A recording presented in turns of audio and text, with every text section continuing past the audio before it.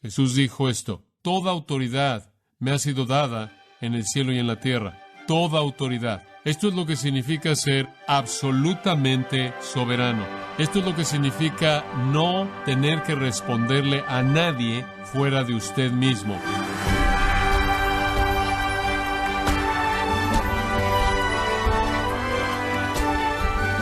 Bienvenido a su programa Gracias a Vosotros con el pastor John MacArthur.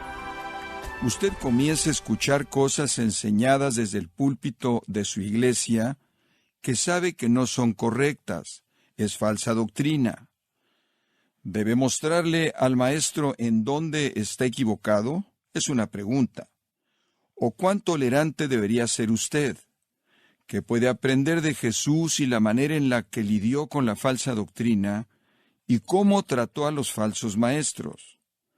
El pastor John MacArthur nos muestra cómo Jesús lidió con los herejes en su serie titulada ¿Cómo hablarle a un hereje en Gracia a Vosotros? Lucas capítulo 20, versículos 1 al 8. Sucedió un día que, enseñando Jesús al pueblo en el templo y anunciando el Evangelio, llegaron los principales sacerdotes y los escribas con los ancianos, y le hablaron diciendo: Dinos, ¿con qué autoridad haces estas cosas? ¿O quién es el que te ha dado esta autoridad? Respondiendo Jesús les dijo: Os haré yo también una pregunta, respondedme. ¿El bautismo de Juan era del cielo o de los hombres? Entonces ellos discutían entre sí, diciendo: Si decimos del cielo, dirá: ¿por qué pues no le creísteis? Y si decimos de los hombres, todo el pueblo nos apedreará, porque están persuadidos de que Juan era profeta. Y respondieron que no sabían de dónde fuese. Entonces Jesús les dijo: Yo tampoco os diré con qué autoridad hago estas cosas. Esta es una conversación triste. Esta es una declaración final por parte de Jesús de que no tiene nada más que decirle a Israel, a los líderes.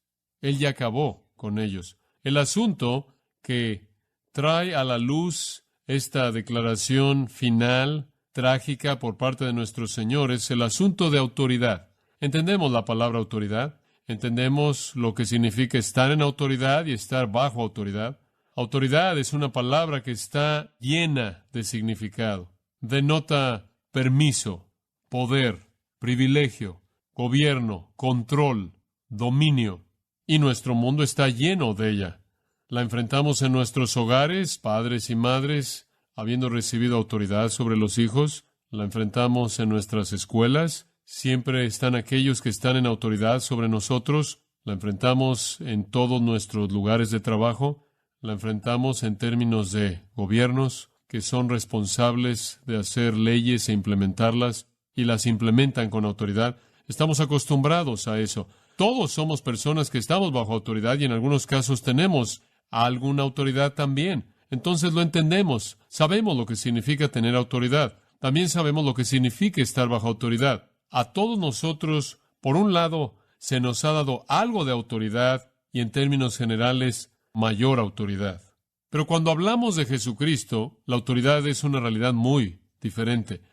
En Mateo 28, 18, Jesús dijo esto: Toda potestad o toda autoridad me ha sido dada en el cielo y en la tierra. Toda autoridad. Esto es lo que significa ser absolutamente soberano. Esto es lo que significa no tener que responderle a nadie fuera de usted mismo. Tener toda autoridad.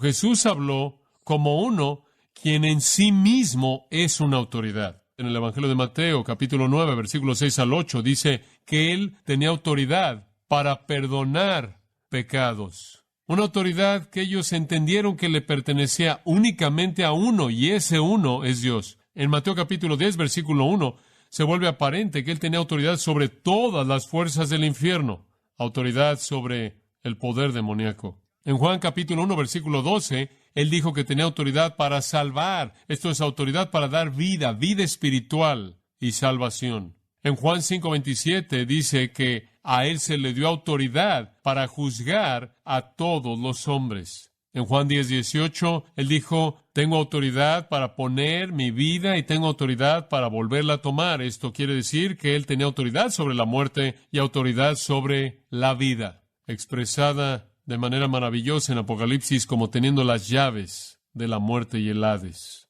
En Juan 17:2 nos dice que Él tiene autoridad sobre toda la humanidad. Él no está bajo nadie más que Dios. Y Él está en acuerdo perfecto con Dios como Dios. Él tiene autoridad. Él tiene un tipo de autoridad de lo que no conocemos nada. Él tiene autoridad absoluta unilateral para hacer lo que Él quiere, cuando Él quiere, con quien Él quiere y lo que Él quiere hacer. ¿Cuál fue su mensaje? Bueno, probablemente lo mismo que nos dice en Hechos 1:3. Él estaba hablando de cosas que tienen que ver con el reino de Dios. No tenía que ver con política, no tenía que ver con economía, no tenía que ver con civilidad, no tenía que ver con esas cosas que la gente quería que el Mesías les trajera. Fueron temas del reino. Él probablemente habló del pecado, lo miserable que es, y la necedad de la religión hipócrita, la cual no podía tratar con el pecado. Él probablemente enseñó acerca de juicio, la inevitabilidad del juicio divino y el infierno. Probablemente habló de la justicia, la desesperanza de tratar de alcanzar la justicia por uno mismo. Estoy seguro de que habló de humildad, la necesidad de la bancarrota de espíritu y quebrantamiento y un corazón contrito. Y Él habló de amor, el amor compasivo de Dios hacia los pecadores. Y Él habló de la posibilidad de paz con Dios y entrar al reino y la vida eterna, la esperanza de gloria. Él probablemente también habló de la necedad de oraciones falsas y repetición vana, y hacer obras religiosas superficiales y ser vistos por los hombres y estar satisfecho con eso en lugar de tener la aprobación de Dios. Él probablemente habló de humildad falsa y soberbia espiritual, y quizás habló del costo de seguirlo, negación personal, tomar su cruz. Quizás Él habló de persecución, el sufrimiento de uno que se identifica con Él. Quizás Él habló de la Escritura, la palabra de Dios, de honestidad, de perdón, de riquezas verdaderas, de fe, de gracia, misericordia. Todas esas cosas. Todas partes de evangelizoma y el verbo predicando el Evangelio. Habló de todos los asuntos que tenían que ver con la salvación. Y ellos escucharon. Pero los líderes estaban ahí y no podían aceptarlo. Y simplemente estaban buscando encontrar una manera de atraparlo y hacerlo caer, y estaban teniendo dificultad en encontrarlo. Al final del capítulo 19 no tomó mucho tiempo para que hicieran algo porque estaban tan enfurecidos. A la mitad del versículo 1 llegamos al primer punto que quiero que observen este acontecimiento, la confrontación. Llegaron los principales sacerdotes y los escribas con los ancianos. Epistemi es el verbo griego que se traduce llegaron, significa atacar, venir sobre. Es inevitable. No pueden contener su enojo. Y están tratando de refrenarse a sí mismos, y lo hacen al formular una pregunta que enmascara su hostilidad real en una especie de caso teológico. Pero vienen tras Él con venganza. Observe si es tan amable. Son los principales sacerdotes y los escribas con los ancianos. Los principales sacerdotes incluía a los sumos sacerdotes, el que estaba inmediatamente bajo el sumo sacerdote, en cierta manera un capitán de los sacerdotes, de los cuales los sumos sacerdotes eran seleccionados, que tenían responsabilidad de supervisar simplemente todo. Después de ahí habían diferentes órdenes por rango de sacerdotes que estaban sobre los sacerdotes que cumplían con su servicio de 2 semanas ahí por año. Había todo tipo de autoridades y dignatarios. De manera colectiva representaban a los principales sacerdotes. Después los escribas representan a los teólogos. Muchos de ellos eran fariseos, no todos ellos eran fariseos, muchos de ellos eran. Y los ancianos eran los que quedaban, incluyendo los principales sacerdotes, estaban constituidos primordialmente de saduceos. Los ancianos serán algunos saduceos, probablemente algunos de los herodianos, algunos de los fariseos. Constituían el Sanedrín, el grupo de 70 hombres, que eran el grupo que lideraba los asuntos de religión. Entonces, una delegación viene a él de este grupo colectivo. Y lo que es tan interesante de esto es esto. Estos son grupos divergentes. Los saduceos tenían sus propias ideas, los fariseos tenían ideas muy diversas, los herodianos tenían sus propias ideas muy diversas de nuevo. Todos eran grupos muy diversos que estaban de acuerdo en una cosa: queremos este hombre muerto. La institución religiosa entera está unificada en este propósito. Todos los grupos divergentes están unidos en común en el deseo de matar a su Mesías. Si eso no le dice a usted qué tan lejos estaba de Dios el judaísmo, no sé qué más lo haría. No podían estar de acuerdo en mucho, pero podían estar de acuerdo en esto. Querían a Jesús muerto. Es una buena lección. Todas las religiones falsas tienen sus propias diversidades, pero todas las religiones falsas están de acuerdo en adoptar una postura contraria al Evangelio de Jesucristo. ¿Qué es una religión falsa? Una religión falsa es cualquier religión, sea cual sea el nombre que tenga, que no es coherente con el Evangelio de Jesucristo.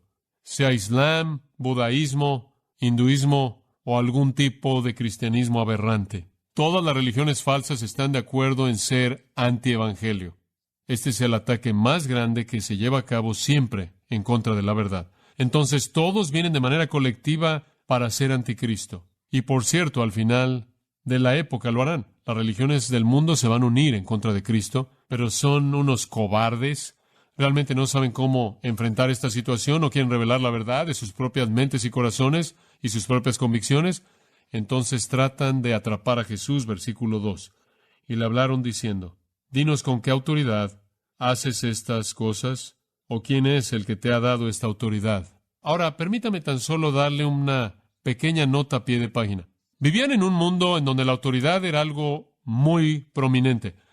Existía esta especie de jerarquía tipo pentágono muy compleja. Había gente que estaba a cargo de las ramas para los festivales, gente que estaba a cargo de la música, trompetas, el pan, sal, madera, ofrendas de bebidas, echar suertes, ofrendas quemadas, agua, señales, incienso, cortinas, túnicas, todo. Y existía esta jerarquía de arriba hacia abajo, hasta el sumo sacerdote y abajo de él el capitán del templo, que era el siguiente en rango, con el resto de la gente que estaba en rango. Y usted simplemente no se movía a menos de que usted tuviera autoridad. Y todos de manera colectiva se unieron porque básicamente han sido aplastados. Y todos pueden estar de acuerdo con que este es un hombre terrible, quien está haciendo cosas terribles, quien no les pone atención. Y piensan que la pregunta que necesitan hacer es una pregunta de autoridad, porque ellos piensan que la gente, el pueblo, va a entender esto. Dinos, ¿por qué autoridad haces estas cosas? ¿Qué cosas? ¿Qué cosas? Bueno, algunos han sugerido enseñanza. Eso es apropiado. Usted no podía enseñar en el templo a menos de que usted hubiera sido ordenado por el Sanedrín. Algunas personas creen que son los milagros. Y usted recuerda que él hizo algunos milagros. Los ciegos y los cojos, recuerda usted, estaban viniendo a él y él los sanó. Pero ese realmente no es el asunto aquí. Lo que les ha hecho hacer esta pregunta es la limpieza del templo. Eso es estas cosas. ¿Cómo te atreves a apoderarte de este lugar? Estas cosas, refiriéndose a la entrada triunfal, la afirmación que tú estás dispuesto a aceptar ser el Mesías, tú entras, limpias el lugar y después te apoderas de él. ¿Por qué autoridad? Y creo que a eso se están refiriendo, porque ahí atrás en Juan capítulo 2, al principio de su ministerio, cuando él limpió el templo la primera vez, cuando él vino por primera vez, los judíos, por tanto, le respondieron y le dijeron, ¿qué señal nos muestras al hacer estas cosas? ¿Qué permiso tienes para hacer esto? Es la misma pregunta otra vez. Querían saber de dónde obtuvo el permiso la primera vez, querían saber de dónde obtuvo el permiso esta vez. ¿Por qué autoridad? Y simplemente, ¿quién te la dio? Ahora, todo el mundo entendía eso. Todo el mundo entendía eso. Toda la gente entendía que habían reglas y habían elementos de autoridad que tenían que ser consultados. También sabían que Jesús siempre afirmó que tenía su autoridad de parte de Dios. Él siempre dijo eso. Él dijo, hago lo que mi Padre me dice que haga, hago lo que mi Padre me muestra que haga, hago la voluntad de mi Padre. Creo que ellos habrían esperado que Él dijera, tengo mi autoridad de Dios. A lo cual ellos podrían haber respondido blasfemo, blasfemo, y lo habrían apedreado. Y entonces hicieron la pregunta. Él era tan indiferente a la autoridad. Y sabe una cosa, inclusive una nota a pie de página. Inclusive los rabinos no solo tenían una ordenación, sino que era bastante típico para un rabino usar un sombrero para mostrar quién era su mentor. Entonces su sombrero identificaba con quién estaba usted relacionado. Quizás Jesús ni siquiera usaba un sombrero. Estaban tan preocupados por la autoridad. Y la respuesta de Jesús los exhibe por lo que realmente son. Vamos de la confrontación a lo que llamamos la contrapregunta, versículo 3. La contrapregunta, respondiendo Jesús, les dijo, os haré yo también una pregunta, respondedme. Este es estilo rabínico tradicional, los buenos maestros siempre hacen esto, pero este es el estilo rabínico clásico. Usted responde una pregunta con una pregunta para forzar a un alumno a profundizar en el asunto, en el dilema. Jesús no está evadiendo la respuesta, Él está desenmascarando su hipocresía. Ellos saben de dónde ha venido esa autoridad. Él lo ha dicho muchas, muchas veces. Ellos saben eso. Simplemente están tratando de que Él lo diga para que puedan acusarlo de blasfemia y lo maten. Pero en lugar de responder a su pregunta, Él exhibe su hipocresía. Supuestamente ellos deben ser los grandes maestros de Israel, supuestamente deben conocer todas las respuestas a todos los temas, supuestamente deben ser los líderes del pueblo, supuestamente deben tener una omnisciencia total acerca de todo asunto teológico espiritual. Entonces Él les dice, permítanme hacerles una pregunta. Por cierto, Jesús hizo esto mucho. Lo hizo en el capítulo 5, capítulo 6, capítulo 11, lo volverá a hacer en el capítulo 20, en donde Él responde una pregunta con una pregunta. Él dice esto, versículo 4. Les voy a hacer una pregunta. Os haré también una pregunta, respondedme. ¿El bautismo de Juan era del cielo o de los hombres? Ahora, todo mundo aquí sabía de Juan. Estamos hablando de Juan el Bautista, ¿verdad? Juan el Bautista es el profeta quien estuvo allí en el desierto, en el río Jordán, bautizando a la gente, al pueblo, con un bautismo de arrepentimiento, preparándolos para la venida del Mesías. Usted recuerda cómo el libro de Lucas comienza. El ángel viene a Zacarías y dice, vas a tener un hijo, aunque eres estéril y eres de mucha edad avanzada, tu esposa Elizabeth, y tú van a tener un hijo, el hijo va a ser el precursor del Mesías. Tuvieron al hijo, el hijo era Juan. Juan crece, anuncia que el Mesías viene. Juan prepara al pueblo para la venida del Mesías al llamarlos al bautismo. Salgan aquí, confiesen su pecado, simbólicamente entran al agua, simbolizando una limpieza del pecado, conforme preparan su corazón para la venida del Mesías. Toda Judea viene ahí a Juan. Estas personas todas están siendo bautizadas porque quieren estar listas cuando el Mesías venga. Un día Jesús se aparece, Juan dice, aquí el Cordero de Dios que quita el pecado del mundo. Juan bautiza a Jesús. La voz del Padre, este es mi Hijo amado en quien tengo complacencia. El bautismo de Juan habla de su ministerio profético entero. El bautismo de Juan no solo está hablando del acto en sí del bautismo. Entonces, cuando nuestro Señor dice, ¿acaso el bautismo de Juan fue del cielo o de los hombres? Él está diciendo el ministerio de Juan. Su llamado al arrepentimiento y un bautismo apropiado para demostrar externamente ese arrepentimiento realmente era un bautismo de prosélitos, era pedirle a un judío que dijera, tienes que tratarte a ti mismo como si fueras un gentil. Porque este tipo de bautismo era usado cuando los gentiles querían unirse a los judíos en su adoración, debido a que eran gente de afuera, era un rito que tenían que cumplir. Él está diciendo, tienes que tratarte a ti mismo como un judío, como si fueras un gentil de afuera y confesar tu pecado y arrepentirte de tu pecado y atravesar por una demostración ceremonial de esto. Este fue el bautismo de Juan para estar listo para el Mesías. Juan apunta a Jesús como el Mesías. Usted puede leer todo eso en Lucas 3, todo está ahí a detalle, no voy a tomar el tiempo para explicarlo. Entonces la pregunta es bastante simple. ¿Acaso esta obra era de hombres o era de Dios? ¿Vino del cielo o de los hombres? Ahora este es un dilema imposible. Un dilema imposible para ellos. Quieren decir, vino de los hombres. Ese es un problema. No quieren decir que vino de Dios. Ellos no creen eso. Odian esa idea. De regreso, en Lucas capítulo 7, se registra que ellos adoptan una postura en referencia a Juan el Bautista cuando todo el pueblo, versículo 29, cuando todo el pueblo y los publicanos oyeron esto, reconocieron la justicia de Dios, habiendo sido bautizados con el bautismo de Juan. Entonces, el pueblo salió y pasó por este bautismo diciendo, sí, queremos estar listos, sí, queremos confesar nuestros pecados y arrepentirnos, queremos estar ahí cuando el Mesías venga a establecer el reino. Pero Lucas 7:30, los fariseos y los intérpretes de la ley rechazaron el propósito de Dios para sí mismos, no habiendo sido bautizados por Juan. Lo rechazaron. No lo iban a hacer. Eso habría sido una admisión de que estaban afuera del pacto. Eso habría sido admitir que estaban afuera del reino. No eran santos. No había manera en la que iban a aceptar eso. Entonces su respuesta es, Juan no es de Dios, es de los hombres. Entonces Jesús los coloca en una esquina sin salida. ¿Acaso fue el bautismo de Juan del cielo o de los hombres? Por cierto, Marcos 11:30, en el relato paralelo, dijo, Jesús entonces dijo, respondedme simplemente apretando la situación un poco más. Entonces están entre la espada y la pared, en términos proverbiales. O admites que Jesús es el Mesías, o niegas que Juan el Bautista es un profeta de Dios. Usted no puede admitir que Jesús es el Mesías, eso es imposible. Pero más vale que no niegues que Juan es un profeta, porque eso tiene consecuencias serias. ¿Cuáles son? Versículo 5. Entonces ellos discutían entre sí. La palabra significa deliberar. Es interesante en el griego. En el pasaje paralelo, en Mateo 21:25, él usa una palabra diferente, la cual significa dialogar. Entonces deliberaron y dialogaron y estaban diciendo, si decimos del cielo, dirá, ¿por qué pues no le creísteis? Si Juan Es un profeta de Dios quien tuvo el ministerio del cielo. ¿Por qué no le creyeron?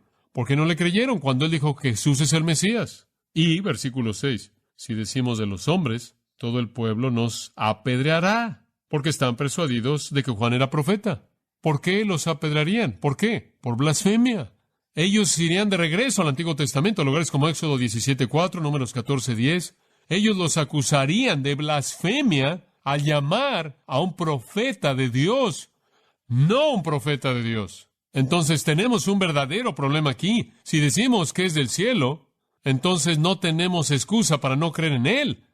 Si decimos que es de los hombres, nos van a apedrear. Ahora usted puede recibir esto de una multitud alterada emocionalmente, ¿no es cierto? Esto le muestra a usted cuán volátil era esta multitud en términos de su sentimiento temporal acerca de Jesús. Entonces no pueden decir la verdad. Entonces, ¿qué van a hacer? Versículo 7. Y respondieron que no sabían de dónde fuese. Ellos no responden. Ahí se desmorona su omnisciencia falsa. ¿Era su deber ser los guardianes de la verdad en asuntos de la religión? Ellos se condenan a sí mismos a no estar dispuestos a responder a la pregunta. No sabemos. No hay manera en la que puedan escapar otra vez del dilema.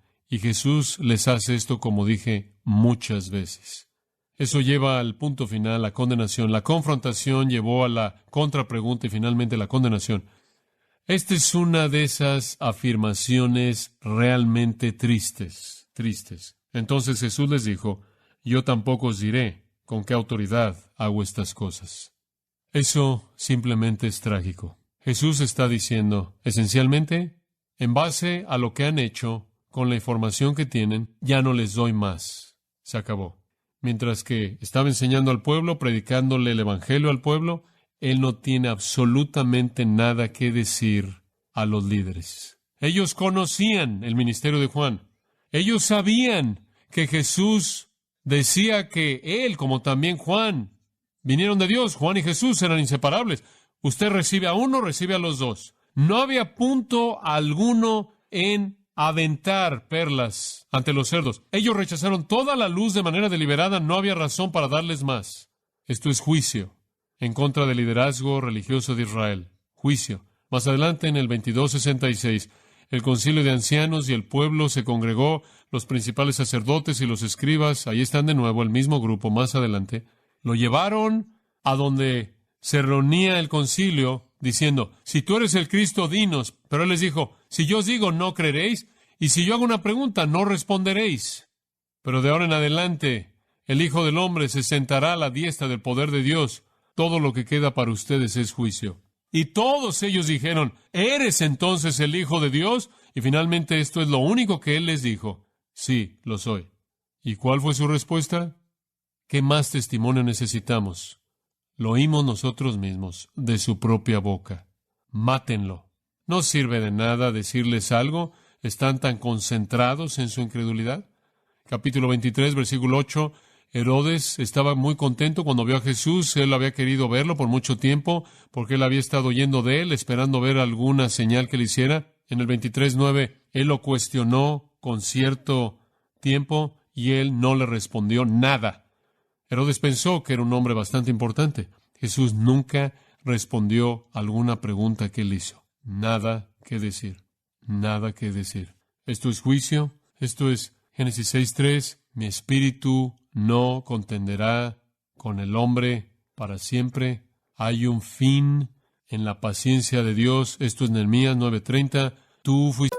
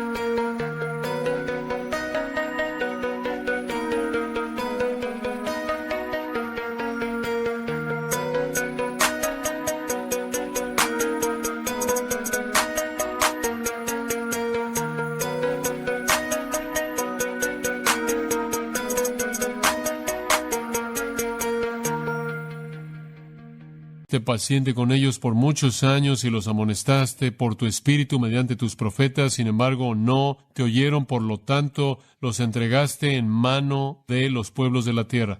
Llega un momento cuando Dios dice: no tengo nada más que decirte. Isaías lo reitera, Isaías 63:10, se rebelaron, entristecieron a su Espíritu Santo, por lo tanto, Él los entregó para volverse en su enemigo, peleó contra ellos. Jeremías, capítulo 11, muy parecido, un par de versículos 7 y 11. Porque yo advertí de manera solemne a vuestros padres en el día que los traje de la tierra de Egipto, inclusive hasta este día, advirtiendo de manera persistente, diciendo: escuchad mi voz. No lo hicieron. Versículo 11, por tanto, así ha dicho Jehová: estoy trayendo desastre sobre ellos, del cual no podrán escapar, y aunque clamen a mí, no los escucharé. Usted se acuerda de Lucas 19, versículo 41, cuando él se acercó a la ciudad, él la vio y lloró y dijo: si hubieras conocido en este día, inclusive tú, las cosas que traen paz, pero ahora han sido escondidas de tus ojos. Para el pueblo todavía se extiende la misericordia, el evangelio extendido, el mensaje se extiende. Y en Pentecostés habrá 3,000 que creerán y miles después. Pero para los líderes se acabó. E inclusive la resurrección, cuando Él resucita de los muertos, no creerán, sino que van a inventar una mentira para cubrirla. Hay algunos, como el pueblo, el Señor todavía está extendiendo su mano. Hay algunos como los líderes. La puerta está cerrándose de manera permanente. ¿Cuántas veces puede usted oír el Evangelio y rechazar el Evangelio antes de que el Señor dice: no tengo más que decir? No deje que eso suceda. Asegúrese de que su conocimiento del Cristo que fue crucificado es personal e íntimo y transforma su vida, y no solo es histórico.